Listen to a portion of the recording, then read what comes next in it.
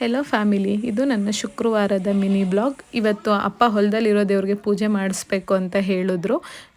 ಅಮ್ಮ ಚಿಕ್ಕಮ್ಮ ಅವರೆಲ್ಲ ಮುಂಚೆನೇ ಹೋಗಿದ್ರು. ನಾನು ಮತ್ತು ಅಕ್ಕ ರೆಡಿಯಾಗಿ ಗಾಡೀಲಿ ಹೊರಟು. ಅಷ್ಟರಲ್ಲಿ ಅಮ್ಮ ಕಾಲ್ ಮಾಡಿ ಒಂದು ಕ್ಯಾನ್ ನೀರು ತೊಗೊಂಡು ಬನ್ನಿ ಅಂತ ಹೇಳಿದ್ರು.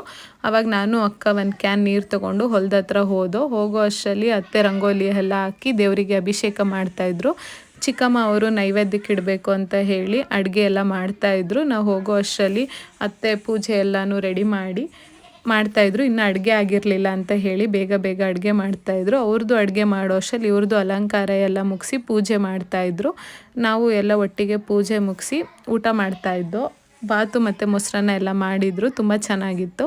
ಅತ್ತೆ ಅವರೆಲ್ಲ ಅಲ್ಲೇ ಪಾತ್ರೆ ತೊಳ್ಕೊಂಡು ಹೆಂಗೋ ಟೈಮ್ ಸ್ಪೆಂಡ್ ಮಾಡ್ಬೋದು ಅಂತ ಹೇಳಿ ಗದ್ದೆ ಹತ್ರನೇ ಎಲ್ಲ ಕೆಲಸ ಮುಗಿಸಿ ಪಾತ್ರೆ ಎಲ್ಲ ತೊಳೆದು ಮಾತುಕತೆ ಆಡ್ತಾಯಿದ್ದೋ. ಅಷ್ಟರಲ್ಲಿ ಅಣ್ಣ ಅವರು ನಾವು ಮೈಸೂರಿಗೆ ಹೊರಡ್ತೀವಿ, ಲೇಟ್ ಆಯಿತು ಅಂತ ಹೇಳಿದ್ರು.